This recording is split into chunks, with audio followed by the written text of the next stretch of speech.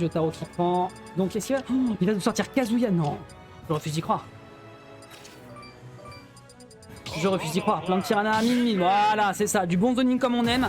Du bon neutral inexistant comme on aime. Parce que quand la plante va penser qu'elle a du neutral, elle n'en aura absolument jamais. Alors, voyons voir. Nous avons donc de la plante Piranha qui prend tout de suite l'offensive et qui va essayer de tout de suite mettre l'adversaire dans sa situation de force, à savoir le ledge trap. Il faut savoir, mesdames et messieurs, que Lee Sin est extrêmement bon avec sa plante Piranha et que la plante Piranha est extrêmement bonne en ledge trap / edge guard. Et Lee Sin prend absolument aucun risque à aller en dehors du terrain, ce qui fait que le personnage finalement a beaucoup plus de polyvalence que ce à quoi on pourrait s'attendre. Et Lee Sin le maîtrise sur le bout des racines, parce que je ne crois pas que la plante Piranha ait les droits. Je sais qu'elle a des tout petits pieds quand elle court. Regardez quand elle dash. Elle a des tout petits pieds, c'est trop mignon. Et de l'autre côté, donc, bien vous le voyez, mine de rien, David Jotaro qui arrive quand même à tenir la distance. Ah là là, très belle lecture. Très très belle lecture de la part de Lee Sin, alors qu'il n'a pourtant pas Dieu avec son personnage et qui va donc calmer ici la livreuse de ramen du jeu ARMS. Et de l'autre côté, voilà, on a tentative de David Jotaro pour punir avec cet up smash pour essayer de récupérer le réflecteur sur la boule qui pique. Malheureusement, il n'en sera rien. On va se débarrasser de l'adversaire avec un énorme coup de excusez-moi, de mégawatt. Le Ramram qui est tenté de l'autre côté. L'adversaire hier, dès qu'on voit que l'adversaire est sur le terrain, ce sera le mégawatt qui fera la différence. Ça fait de très beaux dégâts. Le B qui va pas encore tuer parce qu'on a une extrêmement belle gestion de sa DI du côté de Lee Sin. On réussit à punir ici. On récupère le bord de terrain et on punit enfin avec le mégawatt. Il en a rien à foutre du nuage, quitte à se retrouver dans la pollution. Au moins s'il prend une stock, c'est clairement rentable. Ah, Lee Sin a malheureusement... Ça va, là il s'en sort, Alors, là vous voyez, c'est une situation qui aurait pu permettre à David Jotaro de remettre la game sur ses rails à lui, puisque quand vous passez en dessous de la portée minimale qui peut être faite avec la boule qui pique, et ben vous pouvez tout simplement derrière aller chercher évidemment un grab ou un move qui soit suffisamment rapide pour mettre des dégâts. Mais c'est Lee Sin qui l'a rentabilisé, même si David Jotaro reprend le contrôle de stage avec encore une fois tout son arsenal, et Lee Sin qui commence un petit peu à se faire distancer, disons les choses.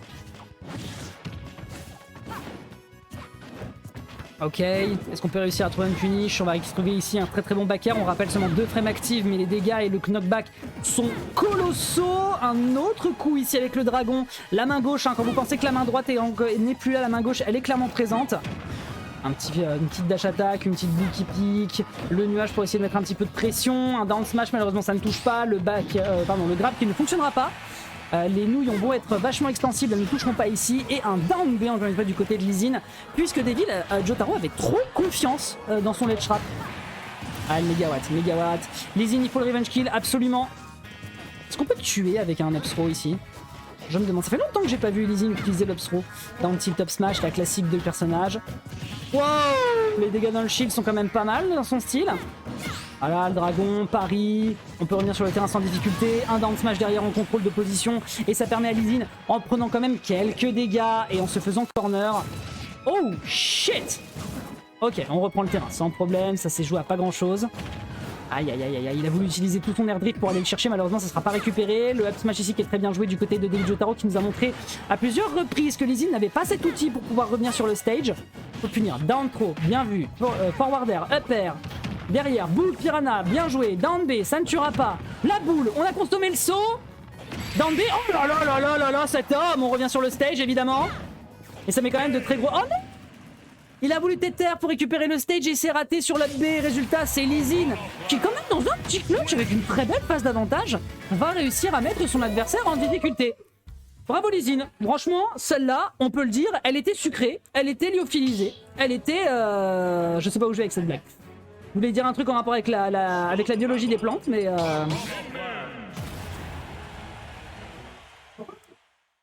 C'était pas lyophilisé, c'était photosynthèse. Écoutez, je fais ce que je peux, je n'ai plus fait de SVT depuis la première, lâchez-moi la grappe. Et on est reparti, game numéro 2, Lee Sin qui va essayer d'aller concrétiser donc sa qualification dans le top 8 en winners en semi-finale, dis-moi tout. Tu t'en es? T'as fait toutes tes petites infos? Eh bah écoute, avec plaisir. Du coup, si jamais c'est transmis, tu as pris des contacts potentiels pour transmettre au cas où on aurait besoin de te lire. Et bah transmets à Charles, si jamais il nous transmettra par la suite. D'accord, ok, bah c'est cool. En te remerciant, puis j'espère que t'as passé un moment agréable, même si c'est pas ton univers. Bah voilà, bah écoute, en plus de ça, tu n'es pas loin, donc si jamais... Voilà, bah si t'es à quelques mètres et que tu bois un coup, tu nous verras. Voilà, les lundis et les jeudis. Merci à toi, bonne soirée. Camille, la journaliste qui s'en va après nous avoir posé pas mal de questions. Excusez-moi, du coup je reviens là-dessus. Justement, l'entretien qui nous intéresse ici, c'est beaucoup plus celui de David Jotaro qui est en train de faire un boulot à Lee Sin. Il est en train de lui faire un petit bouillon et croyez-moi, je ne sais pas si les herbes de plantes piranha sont comestibles, mais croyez-moi que ça va partir très certainement dans la soupe. On revient sur le stage. Attention, derrière le up B qui permet de survivre à ce coup de dragon, enfin le down B qui permet de survivre à ce coup de dragon avec l'armor, Lee Sin qui se croit un léger sursis, l'up throw qui ne tuera pas encore, extrêmement bonne DI parce que mine de rien, oh mais non mes frères, au bout d'un moment il faut accepter que cette option elle n'existe plus en counter ledge trap. Ah là là là là là là. Très bien, eh ben écoutez, on fait une ouverture de balle en faveur de David Jotaro, Lee Sin qui essaye de se dépêtrer de cette situation, qui perd la super armor malheureusement, et de l'autre côté, Chérix, cette question que tu me poses, elle est pour moi ou elle était pour Camille?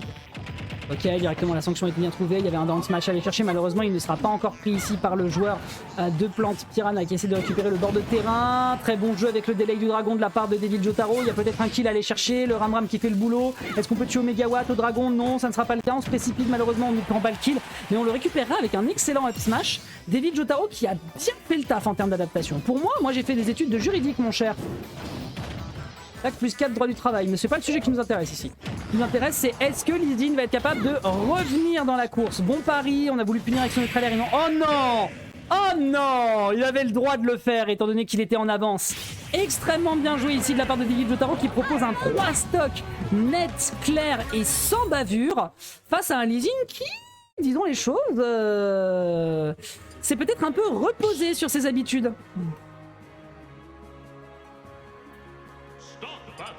Alors, game suivante, sachant d'ailleurs, mesdames et messieurs, que le joueur ici affrontera Winder en winner certainement, et que Lyoko est en train d'affronter Kingle, donc Lyoko et Winder, enfin Kingle et Winder pourraient s'affronter, c'est un match qu'on a souvent vu. Et de l'autre côté, Yonix contre Zacio, Kronk qui affrontera donc Kronk, ou Yanis contre Zablon, Yann contre Toxa, et Ramdin contre Devji qui sont en train de se jouer en loser side. Le bracket tourne assez vite, c'est assez appréciable.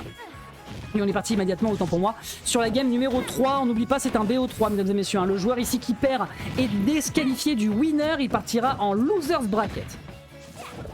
Ah, de l'autre côté, on fait attention du côté de David Jotaro à ne pas se faire surprendre par le jeu de Ledge-Trap de Lee Sin qui peut l'utiliser à une distance extrêmement propre derrière un grab pour punir parce que on a été un peu trop confiant et je pense que c'est ça le souci qu'on a du côté de Lee Sin, c'est qu'on est trop confiant sur la façon dont on peut rentrer en matière face à David Jotaro qui a quand même la portée Paris-Dakar ainsi qu'un réflecteur pour se débarrasser de l'outillage qui lui est proposé.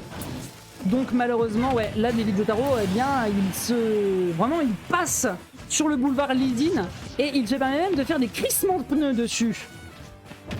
Down air, bien joué. Là, Bull qui pique, qui ne fera pas de dégâts, le Cloud non plus, le Down air qui va encore une fois surprendre Lee Sin qui pensait avoir le contrôle en termes de positioning de terrain, le rolling pour essayer d'esquiver le grab. Pardon ? Il y a un partout, ouais. Un partout entre les deux joueurs. Un down smash ici qui est bien utilisé de la part de David Jotaro qui vraiment roule sur les habitudes de Lee Sin. Les deux joueurs se connaissent pas mal, mais alors là, à ce stade... Oh, on a dormi sur le stage. Il a dormi sur le ledge. Elle devrait pas tout frame, mais il a dormi sur le ledge, il faut le dire les choses. Ouais, bah ouais. On revient sur le terrain, derrière un petit strong jab pour se débarrasser de l'adversaire, mais il n'en sera rien. On est à 133%, le down B qui enfin va tuer. Lee Sin, on l'a déjà vu jouer des désavantages absolument ouf. Après, il faut quand même dire les choses, là, David Jotaro, mine de rien, est sur un très très bonne streak. Il a peut-être moyen d'aller le chercher sans trop de difficultés. On a voulu punir après ce neutralaire sur un jab, me semble-t-il, mais le up smash de Min et frame 8, donc forcément c'est compliqué. Ah l'enfant! Ah l'enfant! Cet homme est un enfant et Lee Sin peut-être sur une très bonne phase d'avantage pourrait se permettre d'aller gratter son adversaire.